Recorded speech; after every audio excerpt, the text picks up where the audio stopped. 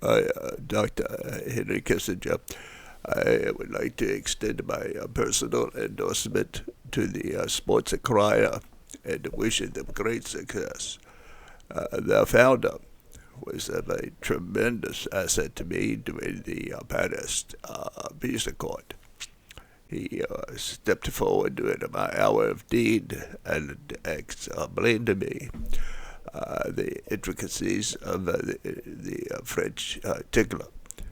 This, of course, saved me. It saved me a tremendous amount of personal embarrassment in the inner circles of the Paris group.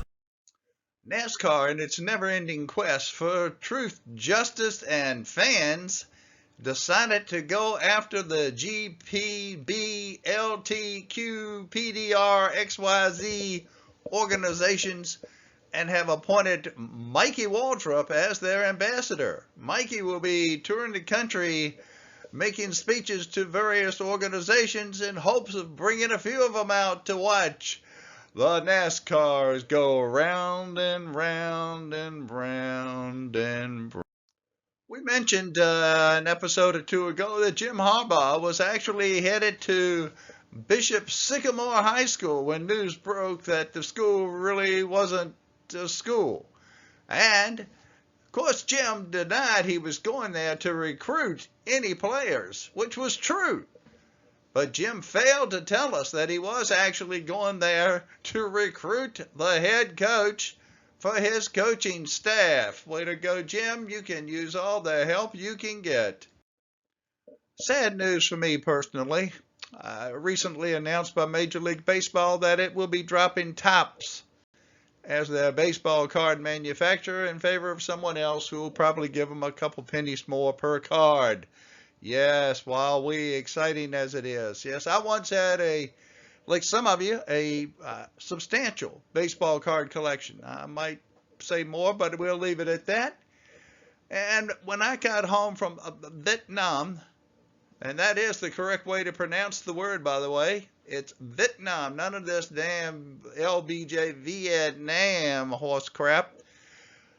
The first night, well, you wouldn't believe what happened the first night. My psychologist and psychiatrist didn't believe it, but that's just the damn way it was. But the next day, I'm looking around trying to get a grip on reality again, and I noticed a lot of my stuff was gone. Yep, George Carlin, my stuff was gone, including my baseball card collection, of which one is pictured on the left. Yeah, that's right. Take it or leave it. I have proof. But at any rate, I'm like, hey, Mom, what the hell happened to my baseball cards and my hot rod mags? Well, Mom, after a few minutes, finally told me she got depressed the second time I got nicked up over there, and she didn't think I was going to come home. I'm like, Mom, you're a fortune teller. That's right. She went by the name of Madame Vi. And she never would look at my fortune, which pissed me off a many a day. I was hoping, she could help me get laid or something. Tell me, good date, bad date, don't go, save your time. But no, she would never look at mine. So, that's right, she trashed my entire Topps baseball card collection. And memory tells me there were a few other people that made cards back then. They just didn't hang around long as Topps. I don't know about you guys, but frankly, I'm getting pretty much fed up this shit. Every time you turn around, the Black National Anthem at the NFL games. We're going to have a chicken eating contest at Nathan's. No more hot dog eating contest. On down the road. NAACP, let's say it correctly. Within the last year or two, jumped on the wagon and hit the University of Texas. And so Texas made some concessions here, there. They put up a statue for the first black Texas football player. They did this, that. That hadn't satisfied those people. Now they want them to fold, spindle, or mutilate the Eyes of Texas Are Upon You fight song. Well, let's see if the Cowboys will man up and tell the NAACP to shove it up there, you know what? Or they'll cower down like so many others have recently. Remember a few years ago when these groups, whoever these groups are, I don't know where they come from or what they do, but anyway, they jumped on various colleges, universities about their logos, mascots, and made them change. Well, those groups are nothing more than a bunch of socialist hypocrites and two-faced assholes. That's right, I'm saying that right now. Why? Well, if they were sincere, and I say that again, if they were sincere about their motives, they would have taken away the Florida State Seminoles. They took away the University of North Dakota Fighting Sioux, pictured on the right, but they let the Florida State University keep the Seminoles, and their logo looks a little more fierce than the Sioux. But it isn't right. If you're going to do one, do them all. The same applies to San Diego State University. They still are the Aztecs. Why can they be the Aztecs and the University of North Dakota cannot be the Fighting Sioux? Boggles my little pea brain. I know there's some closet NASCAR fans out there, and that's cool. You know that Kyle Busch is one of the all-time greatest drivers ever in NASCAR. But you should also know that Kyle is unmistakably the all-time #1 dork to ever drive a race car in NASCAR. Recently, Kyle spun out down at Darlington and got all upset and out of whack and came down pit road, ran, turned, made a hard left here, as you see in the picture, ran over some cones that you're supposed to stop for. Then he proceeded further up and almost ran over a couple of damn fans. They had to scramble to save their lives, literally. No exaggeration. Wonder what the hell would have happened if Kyle had run over and killed a fan or two. Pah, wonder what kind of fine NASCAR would have given him. Then, on live TV, Kyle said shit. Not once, not twice, but at least 3 times. NASCAR didn't say anything about that, but they are penalizing Kyle for bad judgment. You were a bad boy, Kyle. The fine that they gave him was not enough to mean anything. So, he keeps rolling, and NASCAR keeps going downhill. Continuing with the multi-part series on sports venues in Richmond, Virginia that are no longer the Richmond Coliseum. The Coliseum, I'm not sure that the structure is still there, but it's coming down sooner or later here. They're making way for progress. That's right, progress in the name of mankind. Few memories. Once there for the, remember when they used to have, if you're in the area, the Christmas Basketball Classic. Richmond newspaper sponsored it. I was there with Sonny Walker, Friday night semifinal game.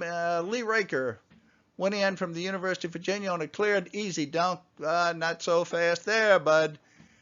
Player from ODU undercut him, cheap shot.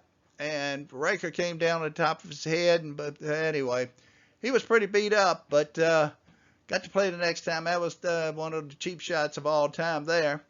Another time, I got my wife to go with me to see a hockey game. I'd always had this thing about wanting to see a hockey game in the snow. Don't know why. I'm a dumbass, but she agreed. So we got down there and there weren't too many fans there. We're sitting in the corner, and Richmond Robbins, that's right, E. Claiborne Robbins III or Jr., whatever he is, billionaire that he is. He owned the team, but the guy from Richmond Robbins took a guy from Hershey into the boards right where we were sitting, and butt-ended him, taking out the guy's upper dental structure. And I was ticked. That was just, I can't handle those cheap shots. And I started yelling at the guy from Richmond. Well, there are 3 drunk bozos up behind us, and they assumed because I was giving the guy from Richmond grief that Bonnie and I were from Hershey or for Hershey. Doesn't matter. I like Hershey's. And they started just unmerciful. By the time the first period ended, I told Bonnie, I said, stand up. She's like, what? I said, stand your ass up, girl. And she did. Bonnie at that time, 5'10", she was in shape. I've seen her press, not bench press, but press 150 pounds 5 times. Take it or leave it. Some of my friends came over and watched one day, and they never came back. Ha, ha. That's a good thing to do. No, we won't go down that road. So she stood up, and I looked back at the 3 guys, and I said, hey, if you give us any more grief, she is going to kick 2 of your asses, and I'm going to try to kick the 3rd. Well, the next moment, there are cops, security, ushers, what all over the damn thing. And one cop had the nerve to come up to tell me that we've been watching this and we weren't going to let anything happen. I said, well, if you were watching the damn thing, why didn't you stop them about 15 minutes ago? So we got away from that one. The last remembrance, Milton Hunter Hogue, the late Milton Hunter Hogue, and I went down. I didn't know until the night we went down to see a hockey game that Milton was dating someone on the side, a hairdresser. She had a, body. Yes. And she was wearing this T-shirt that showed us she wasn't wearing a bra and these really tight leather pants. God, Lord almighty. So she's walking around the loop, as it were, while Ida and I tried to sit there and watch the game. But I think Ida only went there to buy some beer. And he was sucking down those 16-ounce cups of beer like you wouldn't believe. And I'm like, Ida, you got to slow down, man. Nah, I'm all right. I've drank more than this. Okay, yeah, sure. Well, one time, the last time, Ida comes down the stairs, those concrete stairs, as most of those places have.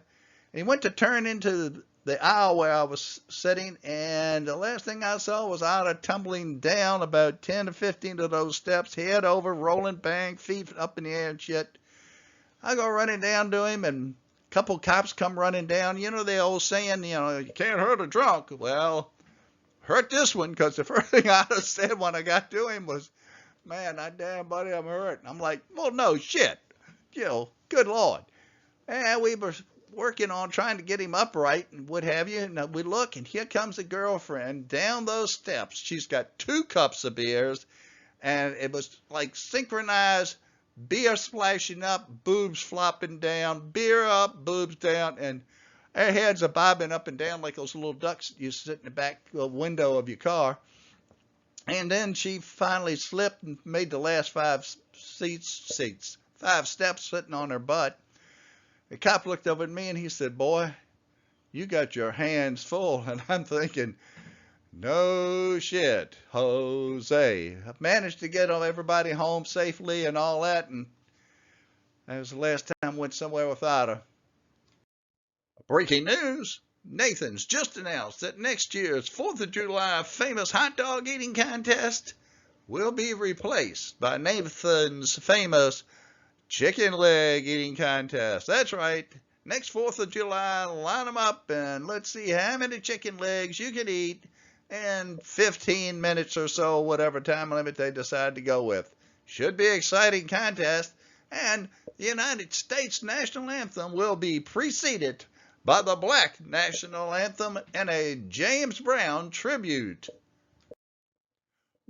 Bill Muse, who is unofficially a candidate for czar of amateur sports in America, has petitioned the Olympic Rules Committee to include pickleball as an Olympic sport. Mr. Muse said there's a far greater number of people that participate in pickleball than there are in BMX bicycle racing, stunts, etc. I can't agree more, Bill. You got that one right between the crosshairs. Don't let up, and let's hope we'll see some pickleball in a future Olympic event.